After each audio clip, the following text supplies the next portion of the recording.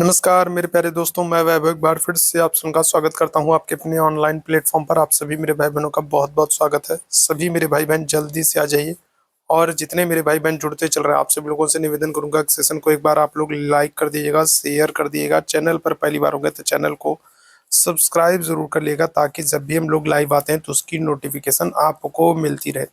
तो चलिए शुरू करते हैं आज की क्लास को। उम्मीद है आप लोगों ने सेशन को लाइक शेयर सब्सक्राइब कर लिया होगा। तो लास्ट अगर हम लोग बात करें, जो लास्ट हम लोग का सेशन हुआ था उसमें हम लोगों ने इस प्रश्न के साथ सेशन को समाप्त किया था।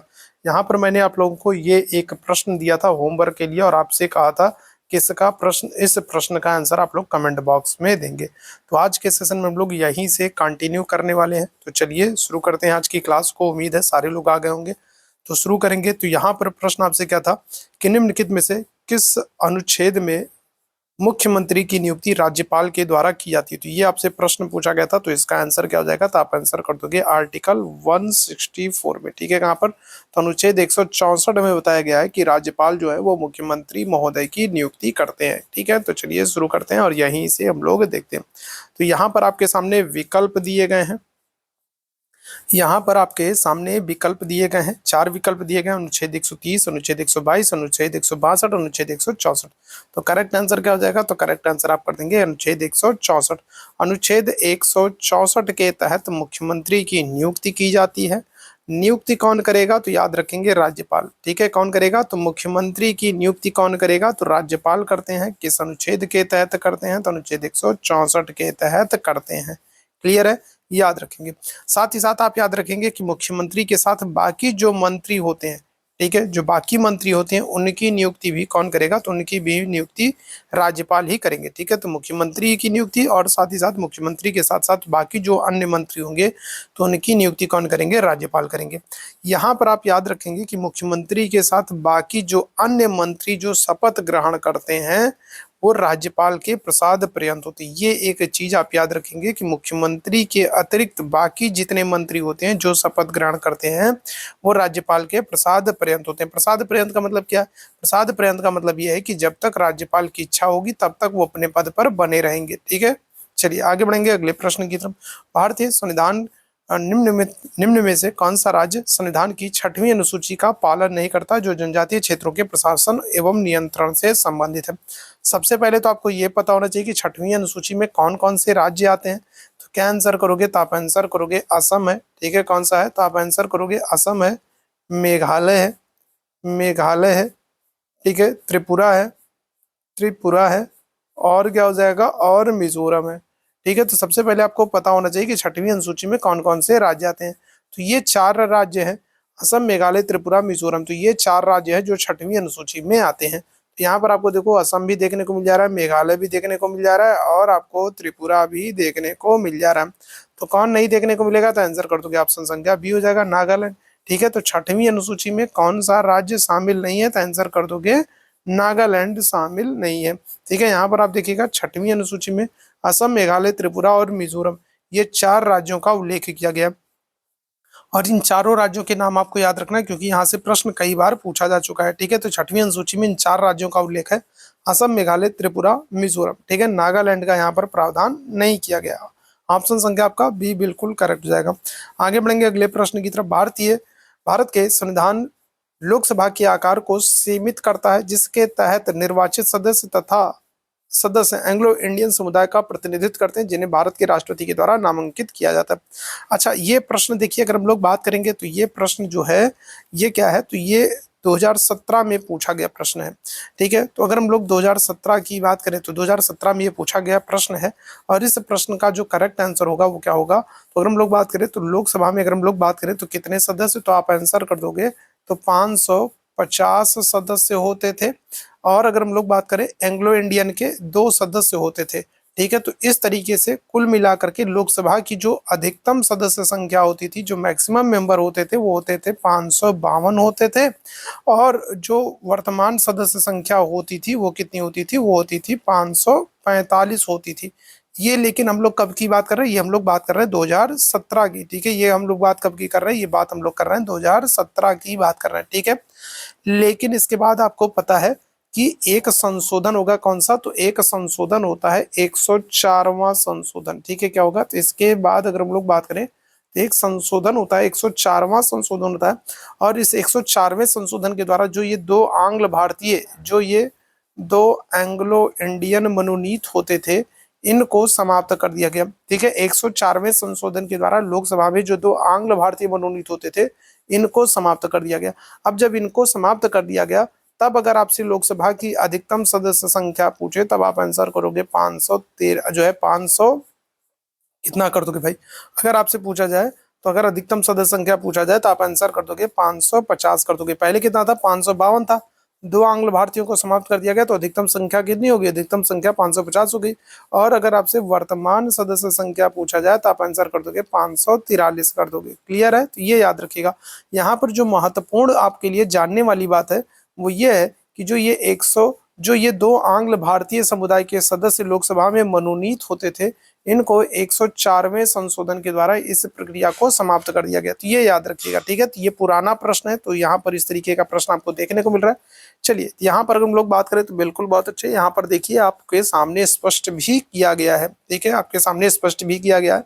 भारत का जो संविधान है लोकसभा के आकार को सीमित करता है, जिसके तहत 550 निर्वाचित सदस्य तथा दो क्या होते थे, दो आंग्ल भारतीय एंग्लो इंडियन समुदाय के सदस्य होते थे। और इसका उल्लेख कहाँ पर किया गया, इसका उल्लेख अनुच्छेद 331 में किया गया। ठीक है, लेकिन अगर हम लोग बात करें तो 2019 में 126वां संविधान संशोधन विधेयक, अब ये 126वां विधेयक है, याद रखेंगे, ये 126वां विधेयक है। अगर आपसे संशोधन पूछा जाएगा तो संशोधन आप क्या कहोगे, तो संशोधन आप कहोगे 104वां। ठीक है, क्या करोगे, तो संशोधन आप कहोगे कितना, 104वां संशोधन है, 104वां संशोधन है। और विधेयक आपसे पूछा जाएगा तब कहोगे 126वां। इसके द्वारा क्या किया गया है, तो इसके द्वारा जो दो आंग्ल भारतीय सदस्य मनोनीत होते थे उनको समाप्त कर दिया गया। तो ये याद रखेंगे, आपसे डायरेक्ट पूछा जा सकता है कि दो आंग्ल भारतीय सदस्य किस संशोधन के द्वारा समाप्त किए गए, 104वें संशोधन के द्वारा। ठीक है, दो आंग्ल भारतीय सदस्य जो है ये कहाँ पर मनोनीत होते थे, तो लोकसभा में मनोनीत होते थे। कौन मनोनीत करता था, तो राष्ट्रपति महोदय मनोनीत करते थे। तो ये सब ध्यान रखिएगा, ये सब प्रश्न ऐसे पूछे जा सकते हैं। ठीक है, हमारे संविधान का कौन सा अनुच्छेद यह कहता है कि सदन में वोटों की समतुल्यता की स्थिति में स्पीकर के पास अंतिम कास्टिंग मत होगा। जैसे देखिए क्या कह रहा है, जैसे कह रहा है कि अगर मान लीजिए जैसे लोकसभा में कोई विधेयक प्रस्तुत किया गया। ठीक है, अब मान लो लोकसभा में 500 सदस्य हैं। ठीक है, अब लोकसभा में कोई विधेयक प्रस्तुत किया गया और उस विधेयक पर क्या हो जाए, उस विधेयक पर एकदम बराबर बराबर वोट पड़ जाए। ठीक है, क्या हो जाए, बराबर बराबर वोट पड़ जाए। 250 लोग कह रहे हैं हाँ और 250 लोग कह रहे हैं ना, तो फिर क्या होगा, तो उस कंडीशन में जो लोकसभा अध्यक्ष होता है, जो स्पीकर होता है, स्पीकर को ही लोकसभा अध्यक्ष कहते हैं, लोकसभा अध्यक्ष को ही स्पीकर कहते हैं। तो उस कंडीशन में अगर हम लोग बात करें तो जो लोकसभा अध्यक्ष होता है उसके पास अधिकार होता है कि वो क्या कर सकता है, वो अपना एक वोट दे सकता है। लेकिन कब दे सकता है, तब दे सकता है जब एकदम बराबर बराबर वोट पड़े होंगे, तभी वो दे सकता है। तो ये किस अनुच्छेद में कहा गया, तो ये कहा गया अनुच्छेद 100 में। ठीक है, कहाँ पर, तो अनुच्छेद 100 में कहा गया। ठीक है, याद रखिएगा कहाँ पर, तो अनुच्छेद 100 में कहा गया है। क्लियर है, अनुच्छेद 100 में कहा गया कि अगर लोकसभा में बराबर बराबर वोट पड़ जाए तो जो स्पीकर होता है, लोकसभा अध्यक्ष होता है, वो अपना एक निर्णायक मत दे सकता है। लेकिन कब, जब बराबर बराबर मत पड़े होंगे तब। ठीक है, याद रखेंगे। क्लियर है, तो यहाँ पर आपके लिए महत्वपूर्ण जो है वो ये अनुच्छेद है जिसको आपको ध्यान रखना है। अनुच्छेद 100 के तहत अगर हम लोग बात करेंगे तो अनुच्छेद 100 के तहत जो स्पीकर होता है, लोकसभा अध्यक्ष होता है, वो अपना एक कास्टिंग वोट दे सकता है, निर्णायक मत दे सकता है। क्लियर है, चलिए आगे बढ़ेंगे अगले प्रश्न की तरफ। ये प्रश्न हम लोग कर चुके थे और आपके लिए अत्यंत महत्वपूर्ण है। मैंने आप लोगों को बताया था कि संविधान में बजट शब्द का प्रयोग नहीं किया गया, बल्कि उसकी जगह पर वार्षिक वित्तीय विवरण शब्द का प्रयोग किया गया है, जिसे आम बोलचाल की भाषा में हम लोग बजट कहते हैं। याद रखेंगे। ठीक है, कहाँ पर है, तो अनुच्छेद 112 में। अनुच्छेद 112 में वार्षिक वित्तीय विवरण शब्द का प्रयोग किया गया है, जिसे आम बोलचाल की भाषा में हम लोग बजट कहते हैं। याद रखेंगे कि संविधान में कहीं पर भी बजट शब्द का प्रयोग नहीं किया गया है। ठीक है, चलिए आगे बढ़ेंगे अगले प्रश्न की तरफ। अगला प्रश्न आपके सामने यहाँ पर है। यहाँ पर आप देखिएगा, आपसे क्या कह रहा है, आपसे कह रहा है कि संविधान का जो अनुच्छेद 112 है अनुच्छेद 112 के तहत वार्षिक वित्तीय विवरण शब्द का प्रयोग किया गया है। इसको आम बोलचाल की भाषा में हम लोग बजट कहते हैं। ठीक है, याद रखिएगा। अगर आपसे पूछा जाए कि भारत में पहला बजट कब प्रस्तुत किया गया था, तो भारत में पहला बजट 1860 में प्रस्तुत किया गया था। किसने प्रस्तुत किया था? तो जेम्स विल्सन ने प्रस्तुत किया था। याद रखेंगे किसने? तो जेम्स विल्सन ने प्रस्तुत किया था। ठीक है, 1860 में। अच्छा, अगर आपसे पूछा जाए कि 1860 में जो ये बजट प्रस्तुत किया रहा है, ये जेम्स विल्सन ने प्रस्तुत किया था, और किसके समय में? तो लॉर्ड कैनिंग के समय। ठीक है, किसके समय में? तो लॉर्ड कैनिंग के समय में जेम्स विल्सन ने बजट प्रस्तुत किया था। ठीक है, और यही कारण है कि विल्सन को, ठीक है, जो ये जेम्स विल्सन है, इनको याद रखेंगे, इनको भारतीय बजट का पिता भी कहा जाता है। ठीक है, क्या करते हैं? तो भारतीय बजट का पिता या प्रणेता भी कहा जाता है। भारतीय बजट का पिता, या फिर आप कहोगे प्रणेता भी कहा जाता है। किसको कहा जाता है? जेम्स विल्सन को कहा जाता है। क्यों? क्योंकि सबसे पहले इन्होंने ही बजट को प्रस्तुत किया था। कब? 1860 में। किस गवर्नर जनरल वायसराय के समय में? अगर आपसे पूछा जाए तो आप आंसर करोगे लॉर्ड कैनिंग के समय में प्रस्तुत किया था। ठीक है, वहीं अगर हम लोग स्वतंत्रता के बाद, अगर हम लोग बात करें, स्वतंत्रता के बाद देश का पहला बजट जो है वो आर के षणमुखम शेट्टी ने प्रस्तुत किया था। ठीक है, किसने? तो अगर आपसे स्वतंत्र भारत में अगर आपसे पहला बजट पूछा जाए तो आप आंसर करोगे किसको? आर के षणमुखम शेट्टी को कर दोगे। क्लियर है? तो जितनी चीजों को हाईलाइट किया, अंडरलाइन किया है, सर्कल किया है, उनको आप विशेष रूप से ध्यान रखेंगे। क्लियर है? चलिए आगे बढ़ेंगे। भारत के राज्य एवं संघ शासित प्रदेशों का संविधान की किस अनुसूची में उल्लेख है? तो अगर आपने अनुसूचियां नहीं याद की हैं तो अनुसूचियां, भाग, स्रोत, ये सब जरूर पढ़ डालिए, क्योंकि यहाँ से प्रश्न बन जाते हैं। तो आपको पता होना चाहिए कि पहली अनुसूची में ही भारत और उसके संघ और राज्यों के बारे में, संघ राज्य क्षेत्रों के बारे में उल्लेख है कि भारत 28 राज्य और 8 केंद्र शासित प्रदेशों का क्या है? तो संघ है, राज्यों का संघ है, यूनियन ऑफ स्टेट है। कहाँ पर? तो अनुच्छेद 1 में, भाग 1 में, अनुसूची 1 में ये बात कही गई है। क्लियर है? आगे बढ़ेंगे। अब हम लोग प्रेम्बल प्रस्तावना से प्रश्नों को करेंगे, और यहाँ से भी बहुत सारे महत्वपूर्ण प्रश्न बनते हैं। ठीक है, तो प्रेम्बल से हम लोग प्रश्नों को करने वाले हैं। और जितने मेरे भाई बहन अभी तक सेशन को लाइक नहीं किए हैं, शेयर नहीं किए हैं, चैनल को सब्सक्राइब नहीं किए हैं, तो आप लोगों से निवेदन करूंगा कि लाइक करें, शेयर करें और चैनल को सब्सक्राइब जरूर कर लें। ठीक है, डेली हम लोग पॉलिटी की क्लास करते हैं और बहुत इंपॉर्टेंट क्वेश्चंस यहाँ से आते हैं आपके एग्जाम में। ठीक है, तो चलिए शुरू करते हैं, आगे बढ़ते हैं। और यहाँ पर हम लोग बात करेंगे किसकी? प्रेम्बल की बात करेंगे। तो आपसे प्रश्न क्या कह रहा है? आपसे कह रहा है के अनुसार संसद ने संविधान में 42वां संशोधन, ठीक है, कौन सा? तो 42वां संशोधन किया, और संविधान की उद्देशिका में, प्रस्तावना में 3 शब्द जोड़े। तीनों शब्दों के नाम आपको याद होने चाहिए। पंथ निरपेक्ष, समाजवादी, और क्या हो जाएगा? और अखंडता। तो अगर हम लोग बात करेंगे क्या हो जाएगा? तो कौन से संशोधन? तो अगर हम लोग बात करें तो आप आंसर करोगे अनुच्छेद 368 में। अनुच्छेद 368 में आपको पता है क्या है? तो संविधान संशोधन की प्रक्रिया का उल्लेख है। संविधान में संशोधन किए जाने का उल्लेख कहाँ पर है? तो अनुच्छेद 368 में है। और संविधान संशोधन हमने कहाँ से लिया है? किस देश से लिया है? तो आप आंसर करोगे दक्षिण अफ्रीका से लिया है। अगर आपसे पूछ ले किस भाग में संविधान संशोधन का प्रावधान है, तो आंसर कर दोगे भाग 20 में। ठीक है, क्या हो जाएगा? तो अनुच्छेद 368 में संविधान संशोधन का प्रावधान है। संविधान संशोधन हमने दक्षिण अफ्रीका से लिया। भाग 20 में संविधान संशोधन का प्रावधान है। और 42वें संशोधन के द्वारा प्रस्तावना जो है, प्रेम्बल जो है, उसमें 3 शब्द जोड़े गए हैं, पंथ निरपेक्ष, समाजवादी और अखंडता। तो ये 3 आप याद रखेंगे।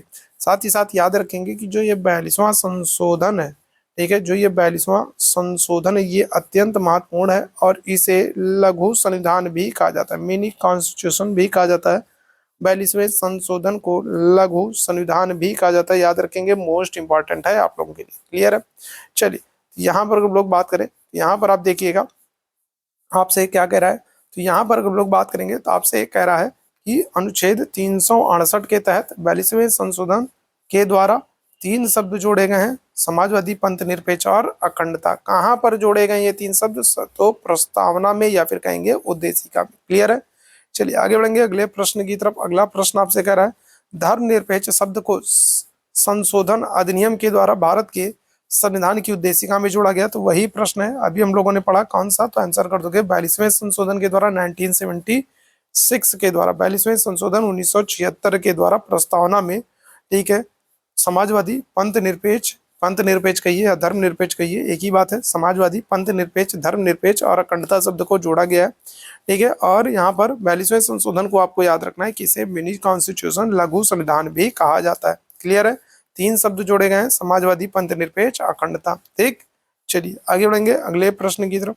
भारतीय संविधान की प्रस्तावना में आए शब्द का अर्थ राज्य के निर्वाचित प्रमुख से क्या हो जाएगा, बताइएगा। तो अगर आप लोगों ने पिछला सेशन देखा होगा तो इस प्रश्न का आंसर कर पाओगे, ठीक है। पिछले सेशन में हम लोगों ने डिस्कस किया था कि ऐसे देश जिनके सर्वे सर्वा इलेक्शन के माध्यम से चुने जाते हैं वो गणराज्य कहलाते हैं, ठीक है। क्या होते हैं? गणराज्य कहलाते हैं। ऐसे देश जिनके सर्वे सर्वा, जैसे भारत में बात करें, भारत में सर्वे सर्वा कौन है? राष्ट्रपति है, और राष्ट्रपति का निर्वाचन होता है, तो भारत क्या होगा? गणराज्य होगा। लेकिन अगर हम लोग इंग्लैंड की बात करें तो इंग्लैंड में सर्वे सर्वा कौन होते हैं? वहां के राजा रानी होते हैं, और वहां के राजा रानी का चुनाव नहीं होता है। अब राजा रानी का चुनाव नहीं होगा तो वहां इंग्लैंड क्या होगा? तो इंग्लैंड गणराज्य नहीं कहलाएगा, ठीक है। गणराज्य ऐसा देश कहलाता है जिसके सर्वे सर्वा क्या हो? इलेक्शन के माध्यम से चुने जाते हो, ठीक है, याद रखेंगे। आगे बढ़ेंगे अगले प्रश्न की तरफ। भारतीय संविधान के किस संशोधन के द्वारा संप्रभु, लोकतांत्रिक, गणराज्य शब्दों को बदलकर संप्रभु, समाजवादी, धर्मनिरपेक्ष, लोकतांत्रिक, गणराज्य कर दिया गया? राष्ट्र की एकता शब्दों को बदलकर राष्ट्र की एकता और अखंडता। तो भी हम लोगों ने पढ़ा, क्या हो जाएगा? कौन सा संशोधन है? तो 42वां संशोधन है, ठीक है। क्या हो जाएगा? तो 42वां संशोधन है, ठीक है। ऑप्शन संख्या बी बिल्कुल करेक्ट हो जाएगा। क्लियर है? ठीक है, तो क्या हो जाएगा? तो अगर हम लोग बात करेंगे क्या आंसर कर दोगे, आप आंसर कर दोगे 42वां संशोधन, ठीक है। 42वां संशोधन हो जाएगा, 42वां संशोधन 1976 के द्वारा, 42वें संशोधन 1976 के द्वारा प्रस्तावना में 3 शब्दों का समावेश किया गया है, ठीक है। और याद रखेंगे कि प्रस्तावना में सिर्फ एक बार ही संशोधन हुआ है, ठीक है। क्या होगा? प्रस्तावना में कितनी बार? तो सिर्फ एक बार संशोधन हुआ है, और वो संशोधन कौन सा है? तो वही 42वां संशोधन 1976, ठीक है। प्रस्तावना में सिर्फ एक बार संशोधन किया गया, और जो संशोधन हुआ है वो कौन सा है? तो वो 42वां संशोधन 1976 है, ठीक है। भारतीय संविधान की उद्देशिका में समाजवादी, पंथ निरपेक्ष और अखंडता शब्द, ठीक है। बहुत ही महत्वपूर्ण ये प्रश्न है और बार बार आपके सामने आ रहा है, और इसको आपको याद रखना है कि कौन कौन से शब्द जोड़े गए हैं, कितने शब्द जोड़े गए हैं, किस संशोधन से जोड़े गए हैं, कहाँ पर जोड़े गए हैं, तो ये सब आपको याद रखना है, ठीक है। चलिए आगे बढ़ेंगे। अच्छा, यहाँ पर एक चीज और ध्यान रखिएगा, यहाँ पर एक चीज और ध्यान रखिएगा जो कि आपके लिए मोस्ट इंपॉर्टेंट है, वो ये है, ठीक है। आप देख रहे हो सरदार स्वर्ण सिंह समिति की सिफारिश पर 42वें संशोधन के द्वारा, ठीक है, क्या होगा? तो अगर हम लोग बात करेंगे, यहाँ पर आप देखोगे सरदार स्वर्ण सिंह समिति की सिफारिश पर, ठीक है, क्या हो रहा है? तो 42वें संशोधन 1976 के द्वारा कौन सी समिति है? तो सरदार स्वर्ण सिंह समिति है, और इसकी सिफारिश पर 42वें संविधान संशोधन के द्वारा 1976 के द्वारा क्या किया गया है? तो संविधान में मौलिक कर्तव्य जोड़ा गया है, ठीक है। कितने मौलिक कर्तव्य जोड़े गए? तो आप आंसर करोगे 10 मौलिक कर्तव्य। कितने? 10 मौलिक कर्तव्य जोड़े गए थे सरदार स्वर्ण सिंह समिति की सिफारिश पर 42वें संविधान संशोधन 1976 के द्वारा। कहाँ पर जोड़े गए थे? तो आप आंसर करोगे भाग 4 का में, ठीक है। कहाँ पर? तो भाग 4 का में, ठीक है। कहाँ से हमने मौलिक कर्तव्यों को लिया है? तो आप आंसर करोगे रूस या सोवियत संघ से, ठीक है। कहाँ से? तो रूस या सोवियत संघ से हमने मौलिक कर्तव्यों को लिया है, ठीक है। जो 11वां मौलिक कर्तव्य है उसको 86वें संशोधन, ठीक है, क्या होगा? तो उसको 86वें संशोधन 2002 से जोड़ा गया, ठीक है। तो वर्तमान में कितने मौलिक कर्तव्य? 11 मौलिक कर्तव्य, ठीक। आगे बढ़ेंगे। एक मार्ग परिचयात्मक वक्तव्य जो संविधान का मार्गदर्शक उद्देश्य, सिद्धांतों और दर्शन को निर्धारित करता है, वह कहलाता है, क्या हो जाएगा? तो अगर हम लोग बात करेंगे जो संविधान का मार्गदर्शन करता है, जो संविधान की, अगर हम लोग बात करें संविधान के उद्देश्यों पर चर्चा करता है, संविधान के सिद्धांतों पर चर्चा करता है, संविधान के दर्शन पर चर्चा करता है, वो क्या हो जाएगा? वो प्रस्तावना हो जाएगा। और यही कारण है कि प्रस्तावना को संविधान की हृदय एवं आत्मा कहते हैं। यही कारण है कि प्रस्तावना को संविधान की हृदय एवं आत्मा कहते हैं। क्यों कहते हैं? क्योंकि जो प्रस्तावना है ये संविधान के उद्देश्यों, सिद्धांतों और दर्शन पर चर्चा करती है, ठीक है। चलिए, तो ये ध्यान रखिएगा। क्लियर है? चलो, तो यहाँ पर एक और चीज आप ध्यान रखिएगा जो कि लास्ट ईयर आपके एग्जाम में पूछा गया था।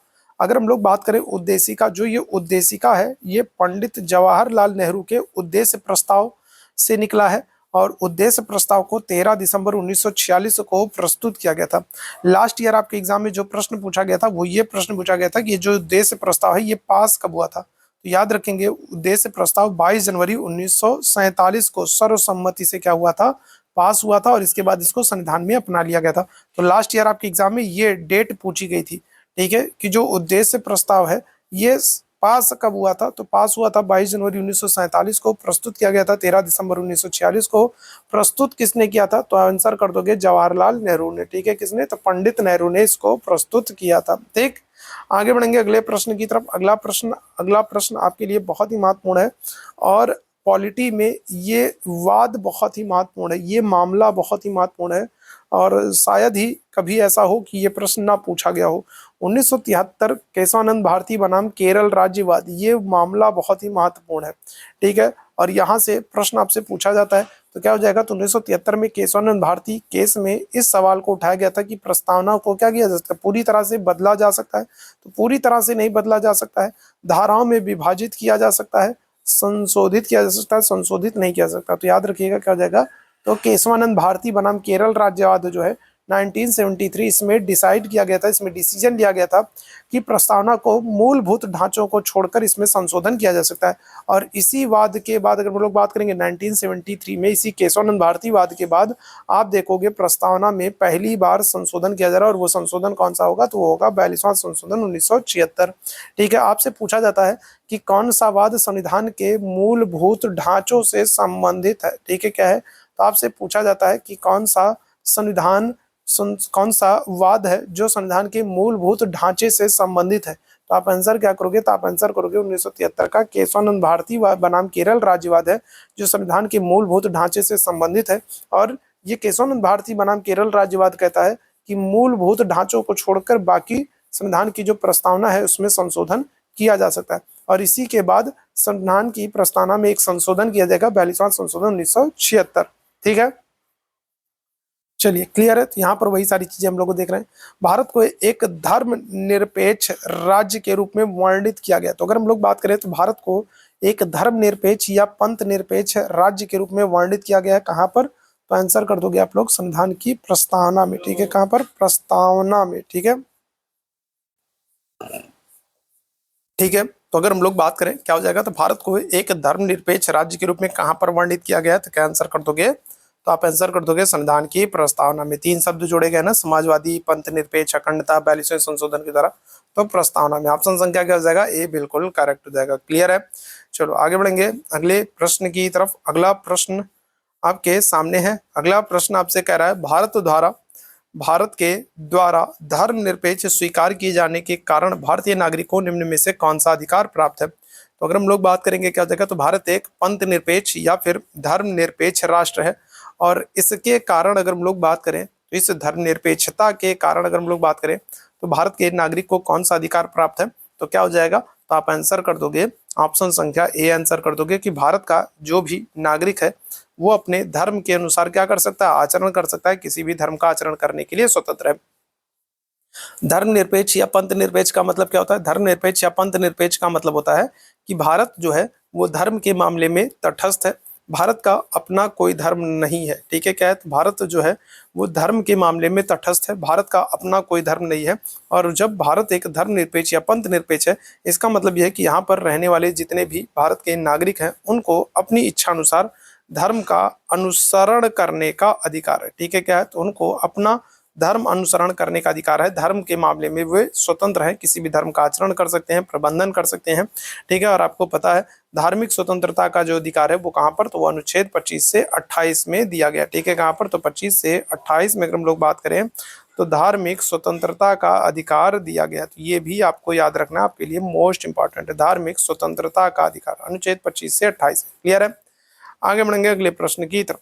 अगले प्रश्न का आंसर करेंगे, संविधान के निर्माताओं की सोच भारत के संविधान के किस हिस्से में परिलक्षित होती है। तो अगर हम लोग बात करें जो भारत के संविधान निर्माता लोग थे, जिन्होंने भारत के संविधान को बनाने का काम किया, अगर उनकी सोच की बात करें तो उनकी जो सोच है वो आपको कहाँ पर, तो आपको प्रस्तावना में परिलक्षित होती है। ठीक है, कहाँ पर, प्रस्तावना में। ठीक है, ऑप्शन संख्या क्या कर दोगे, तो ऑप्शन संख्या सी आंसर कर दोगे। क्लियर है, प्रस्तावना में। ठीक है, संविधान का कौन सा भाग इसके निर्माताओं की भावनाओं और आदर्शों को दर्शाता है, तो वही प्रश्न है, क्या हो जाएगा, तो वही प्रश्न है, आंसर हो जाएगा आपका प्रस्तावना में। ठीक है, कहाँ पर, तो वही प्रश्न है, आंसर कर दोगे कहाँ पर, तो प्रस्तावना में आंसर कर दोगे। क्लियर है, तो कहाँ पर, प्रस्तावना आंसर हो जाएगा हमारा। ठीक, चलिए आगे बढ़ेंगे अगले प्रश्न की तरफ। निम्नलिखित में से भारत के बारे में सही कथन चयन करें। तो भारत के बारे में आपको 4 कथन दिया गया है और आपको बताना है कौन सा कथन सत्य है। भारत एक ईश्वरीय देश है, भारत एक धर्मनिरपेक्ष देश है, भारत का एक निश्चित राज्य धर्म है, न्याय केवल देश में रहने वाले भारतीयों को दिया जा सकता है। तो न्याय जो है वो केवल देश में रहने वाले भारतीयों को ही दिया जा सकता है, ये तो गलत हो जाएगा। न्याय जो है, कानून के सामने हर कोई बराबर है, चाहे भारतीय हो चाहे विदेशी हो। भारत में एक निश्चित राजधर्म है, तो ये भी गलत हो जाएगा। भारत का कोई धर्म नहीं है, भारत धर्म के मामले में तटस्थ है। भारत एक ईश्वरीय देश है, तो ये भी गलत हो जाएगा। तो क्या आंसर हो जाएगा? करेक्ट आंसर हम लोग बात करेंगे तो भारत एक पंथ निरपेक्ष धर्म निरपेक्ष राष्ट्र है, जो कि प्रस्तावना में कहा गया, उद्देशिका में कहा गया। ठीक है, आगे बढ़ेंगे अगले प्रश्न की तरफ। प्रस्तावना में निहित गणराज्य का सही अर्थ क्या है? ठीक है, तो प्रस्तावना में अगर हम लोग बात करें तो निहित शब्द जो गणराज्य है, इसका सही अर्थ निम्न में से कौन इंगित नहीं करता है? तो राज्य का मुखिया एक निश्चित अवधि के लिए प्रत्यक्ष या परोक्ष रूप से चुना जाता है। तो ये तो सही है, ये तो सही है आपको, लेकिन सही नहीं बताना है, आपको बताना है गलत। प्रस्तावना में निहित शब्द गणराज्य का ही अर्थ निम्न में से कौन इंगित नहीं करता? तो नहीं करता बताना, तो ये तो कर रहा है। राजनीतिक संप्रभु लोगों में निहित है, राजनीतिक संप्रभुता लोगों में निहित है, ना कि एक व्यक्ति में। ठीक है, चलिए और ऑप्शन देख लेते हैं, और इसके ऑप्शन क्या है? तो ये तो 2 ऑप्शन हुए। ठीक है, तीसरा क्या कह रहा है? किसी भी विशेषाधिकार प्राप्त वर्ग की अनुपस्थिति में सभी सरकारी कार्यालय बिना किसी भेदभाव के हर नागरिक के लिए खुले हैं। देश का सर्वोच्च पद पर जहां राष्ट्राध्यक्ष एक वंशानुगत राजा होता है। तो मैंने आप लोगों को बताया था, गणराज्य के संदर्भ में बताया था, गणराज्य किसको कहा जाएगा? गणराज्य उसको कहा जाएगा जिस देश का सर्वे सर्वा क्या हो, इलेक्शन के माध्यम से चुना जाता हो, वंशानुगत ना हो। जैसे भारत, भारत में सर्वे सर्वा राष्ट्रपति, और राष्ट्रपति का क्या होता है? वंशानुगत नहीं है, हर 5 साल पे राष्ट्रपति का चुनाव होता है। तो भारत क्या है? भारत एक गणराज्य कहलाएगा। लेकिन अगर वहीं हम लोग इंग्लैंड की बात करें, तो इंग्लैंड में आपको पता है सर्वे सर्वा कौन है? राजा या रानी होते हैं। तो वहां पर चुनाव नहीं होता राजा रानी का, तो इंग्लैंड को गणराज्य नहीं कहा जाएगा। ठीक है, तो यहाँ पर डी वाला ऑप्शन एकदम सरासर गलत है, और यही हमारा आंसर हो जाएगा। ठीक है, आगे बढ़ेंगे। भारत के संविधान की प्रस्तावना में प्रयुक्त शब्द गणतंत्र सूचित करता है। क्या करता है? तो गणतंत्र कहिए या फिर गणराज्य कहिए, तो बात वही एक ही है। और क्या हो जाएगा? गणतंत्र या गणराज्य की अगर हम लोग बात करें, तो ये सूचित करता है कि जो देश का प्रधान है वो क्या होता है? वो निर्वाचित होता है, उसका चुनाव होता है, उसका इलेक्शन होता है, वो चुना जाता है। ठीक है, ना कि वंशानुगत होता है। ऑप्शन संख्या क्या हो जाएगा? सी बिल्कुल एकदम करेक्ट हो जाएगा। ठीक है, याद रखेंगे। ठीक, चलिए आगे बढ़ेंगे। अगला जो प्रश्न है वो नागरिकता से संबंधित है। नागरिकता से संबंधित प्रश्नों को हम लोग करने वाले हैं। आपके एग्जाम में ये प्रश्न पूछा भी गया है, दोहराया भी गया है, और बहुत ही महत्वपूर्ण ये प्रश्न भी है। आपको बताना है, क्या आंसर करना है आपको। प्रश्न आपसे पूछ रहा है, कोई भी व्यक्ति जो सामान्यतः भारत में इतने साल तक रहा हो, प्राकृतिक कारण द्वारा भारतीय नागरिकता प्राप्त कर सकता है। तो क्या आंसर करोगे?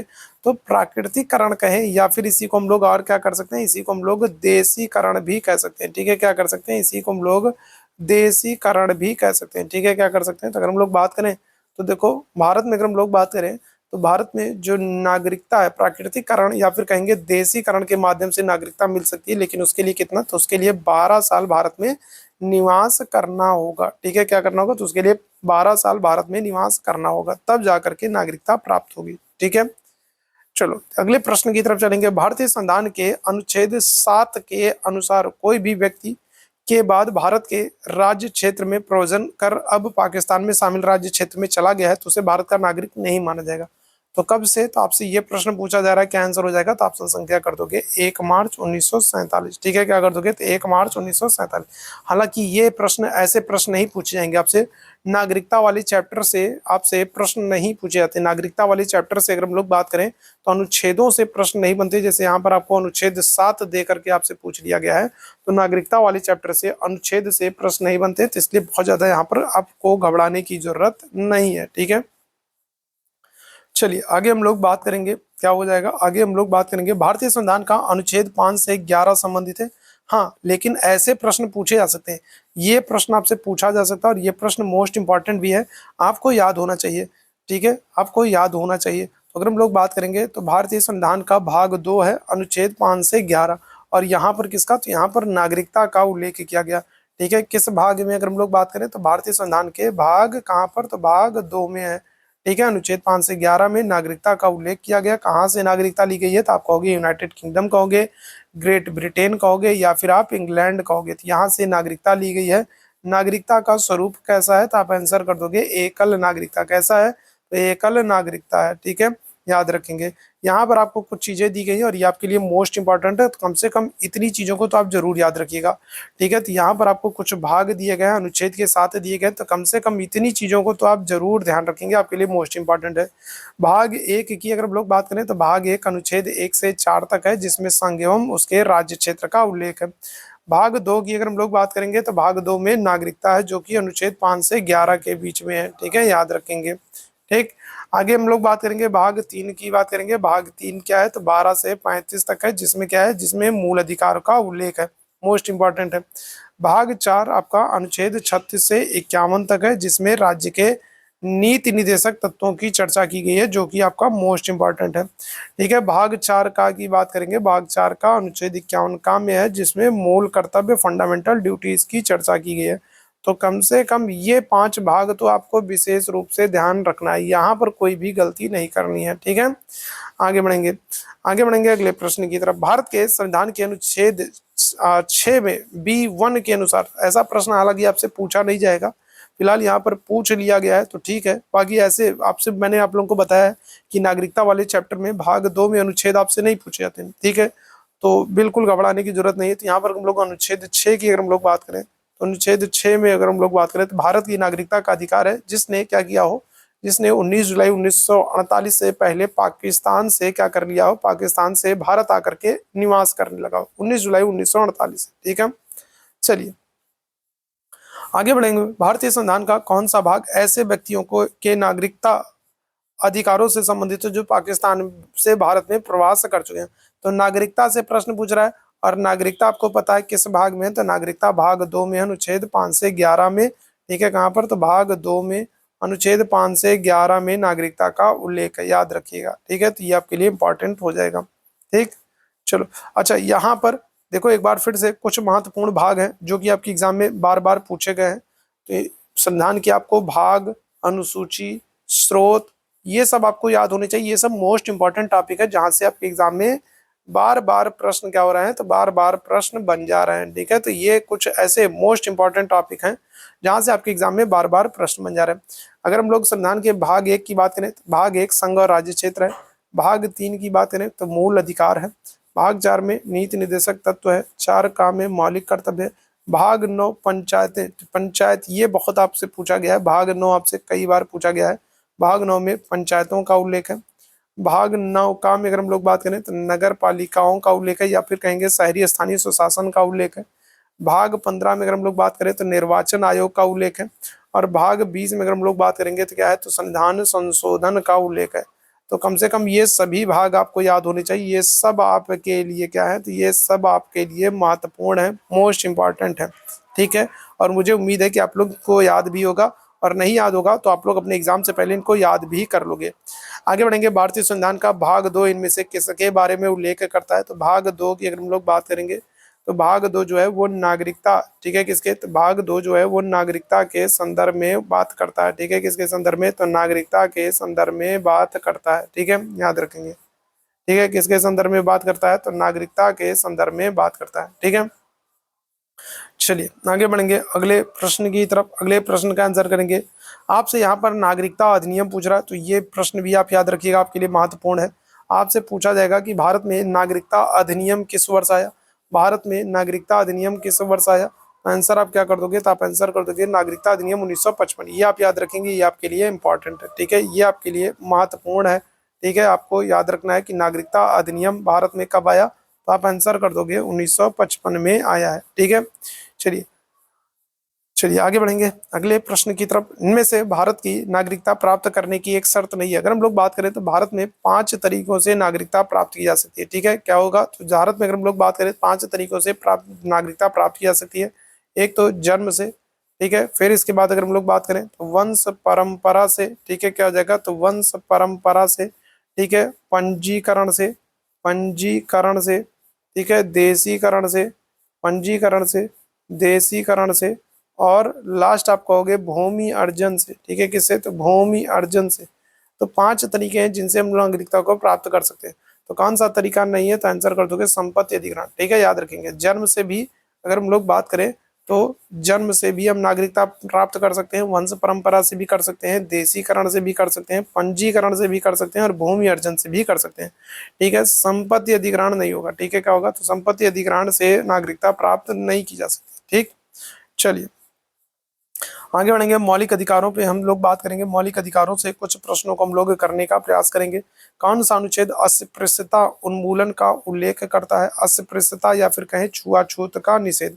कौन सा अनुच्छेद हो जाएगा, तो आंसर कर दोगे आप अनुच्छेद 17। अनुच्छेद 17 अस्पृश्यता या फिर छुआछूत का निषेध करता है। देखो, अगर आपको संविधान के स्रोत, संविधान के भाग, संविधान की अनुसूचियां, इसके अलावा अगर हम लोग बात करें फंडामेंटल राइट्स, आपके मूल अधिकार हो गए, नीति निर्देशक तत्व हो गए, अगर यहाँ से इन सारे चैप्टरों को अपने अनुच्छेद के साथ अच्छे से नहीं पढ़ा तो फिर आपको बहुत दिक्कत होने वाली है आपके एग्जाम में, क्योंकि ये ऐसे टॉपिक हैं जहाँ से आपके एग्जाम में बार बार प्रश्न बनते हैं। तो इनको आपसे निवेदन करूंगा कि एक बार जरूर अच्छे से दोहरा ले, अच्छे से पढ़ ले। बाकी तो हम लोग डेली प्रैक्टिस सेशन कर ही रहे, जो है रिवाइज कर ही रहे। ठीक है, तो यहाँ पर भी अगर आप जुड़ रहे हो तो आपके लिए काफी हेल्पफुल होने वाला है।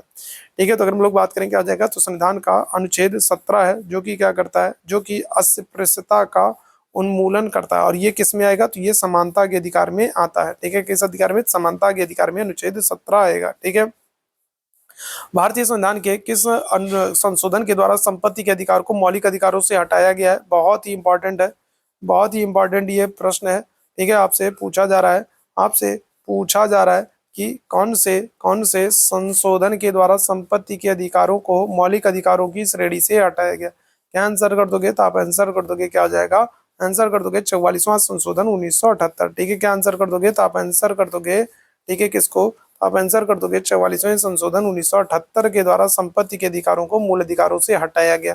कहाँ पर रखा गया है, तो आप आंसर करोगे अनुच्छेद 300 का में। ठीक है, कहाँ पर, तो अनुच्छेद 300 का में रखा गया है।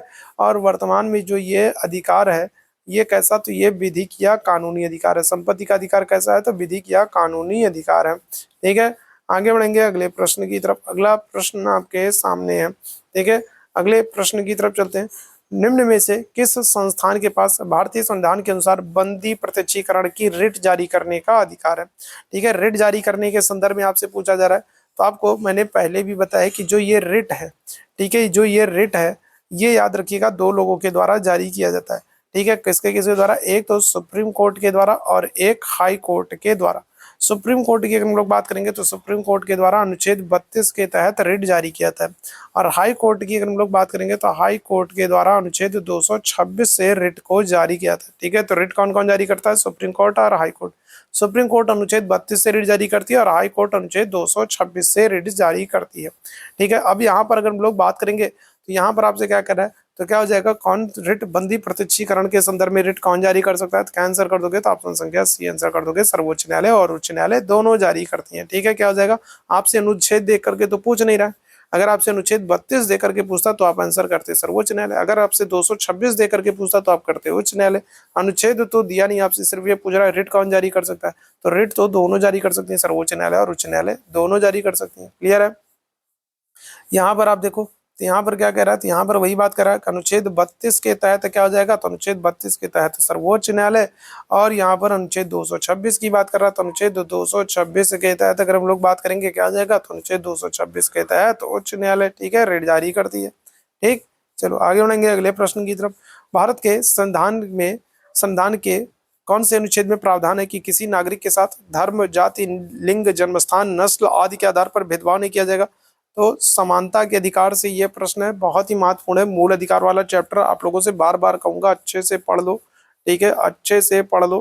क्या हो जाएगा, इस प्रश्न की बात करेंगे, करेक्ट आंसर क्या कर दोगे, करेक्ट आंसर कर दोगे ऑप्शन संख्या डी। अनुच्छेद 15 कहता है, अनुच्छेद 15 कहता है, क्या हो जाएगा, अनुच्छेद 15 कहता है किसी भी भारतीय नागरिक के साथ उसके नस्ल के आधार पर, धर्म के आधार पर, जाति के आधार पर, जन्मस्थान के आधार पर भेदभाव नहीं किया जा सकता है। तो ये सारी चीजें कह रहा है। ठीक है, कौन, अनुच्छेद 15। बाकी आपके लिए ये सारे अनुच्छेद भी इंपॉर्टेंट है, 15, 16, 17, 19, ये सारे के सारे अनुच्छेद आपके लिए महत्वपूर्ण है। ठीक है, याद रखेंगे।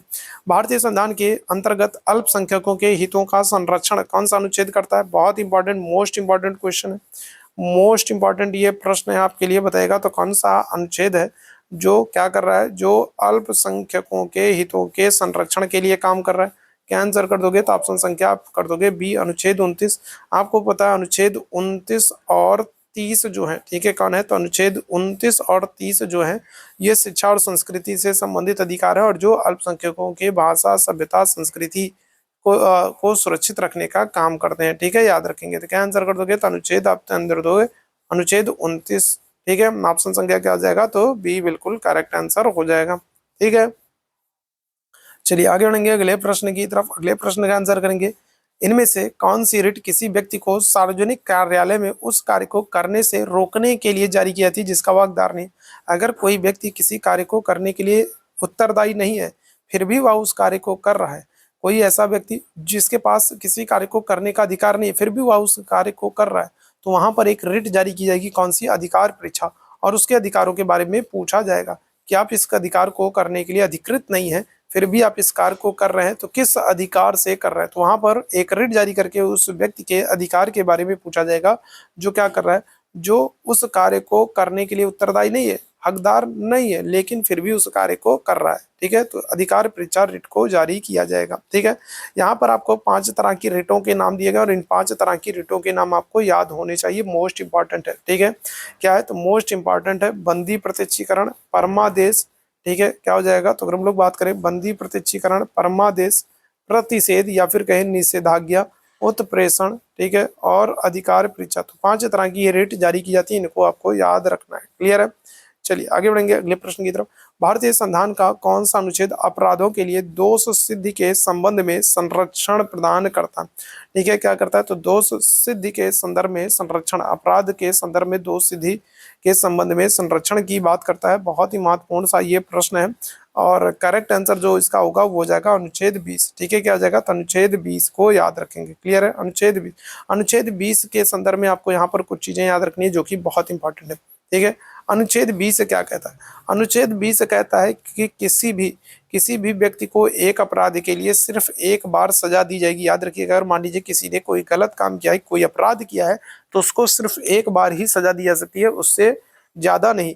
दूसरा आपसे क्या कह रहा है? अपराध कानून करने के समय मान लीजिए कोई व्यक्ति 2020 में कोई अपराध कर रहा है और 2020 में उस अपराध के लिए था कि उसको 8 साल की सजा मिलेगी, और 2025 में उसी अपराध के लिए कानून बदल करके कर दिया गया कि फांसी की सजा दी जाएगी।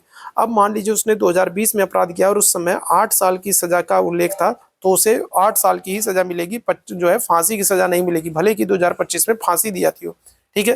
क्योंकि जब उसने अपराध किया तो उस समय अपराध के समय जो कानून था वो 2008 में क्या था? तो वो था कि 8 साल की सजा मिलेगी, ठीक है, याद रखेंगे 2020 में, ठीक। तीसरा आपसे क्या कह रहा है? तीसरा महत्वपूर्ण है कि आपको अपने खिलाफ गवाही देने के लिए बाध्य नहीं किया जाएगा, ठीक है। क्या कह रहा है?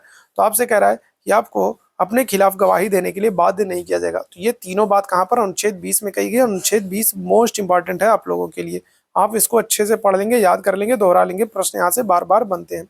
निम्नलिखित में से कौन सा अनुच्छेद शोषण के विरुद्ध अधिकार से संबंधित है? तो शोषण के विरुद्ध अधिकार बताइएगा, मूल अधिकार आपको याद होने चाहिए। क्या आंसर कर दोगे? अनुच्छेद 23 और 24 में, ठीक है। यहाँ पर तो अनुच्छेद 23 और 24 जो है शोषण के विरुद्ध अधिकार से संबंधित है, ठीक है, याद रखिएगा, क्लियर है। चलिए आगे बढ़ेंगे अगले प्रश्न की तरफ। भारतीय संविधान के अनुसार की आयु तक बच्चों को मुफ्त एवं अनिवार्य शिक्षा प्राप्त करने का अधिकार है। मोस्ट इंपॉर्टेंट ये प्रश्न है, ठीक है। मूल अधिकार में सारे अनुच्छेद जो है वो आपके लिए इंपॉर्टेंट है, ठीक है। मूल अधिकार में नीति निर्देशक तत्व में सारे अनुच्छेद आपके लिए इंपॉर्टेंट है। तो किस आयु वर्ग के बच्चों को मुफ्त निःशुल्क एवं अनिवार्य शिक्षा प्राप्त करने की बात की गई है? तो क्या आंसर कर दोगे? तो 14 वर्ष की आयु के बच्चों को। किस संशोधन से कहा गया? तो 86वें संशोधन 2002 के द्वारा कहा गया, और कहाँ पर? तो अनुच्छेद 21 का में कहा गया, ठीक है। क्या कहा गया? तो 86वें संशोधन 2002 के द्वारा अनुच्छेद 21 का में 6 से 14 वर्ष के बच्चों को निःशुल्क अनिवार्य शिक्षा की बात की गई।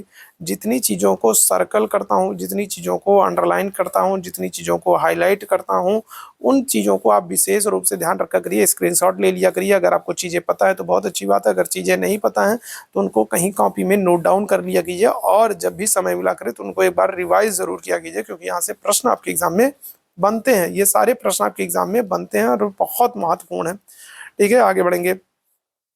मानव के दुर्व्यापार का प्रतिषेध भारतीय संविधान के किस अनुच्छेद में है? तो किस अनुच्छेद में अगर हम लोग बात करेंगे तो क्या आंसर कर दोगे? तो मानव के दुर्व्यापार ठीक है, क्या हो जाएगा, मानव के दुर्व्यापार की बात हो रही है तो आंसर कर दोगे अनुच्छेद 23। अनुच्छेद 23 में क्या क्या है, तो अनुच्छेद 23 में अगर हम लोग बात करेंगे तो बलात् श्रम है। ठीक है, क्या है, तो बलात् श्रम है। अनुच्छेद 23 में अगर हम लोग बात करेंगे तो बलात् श्रम है।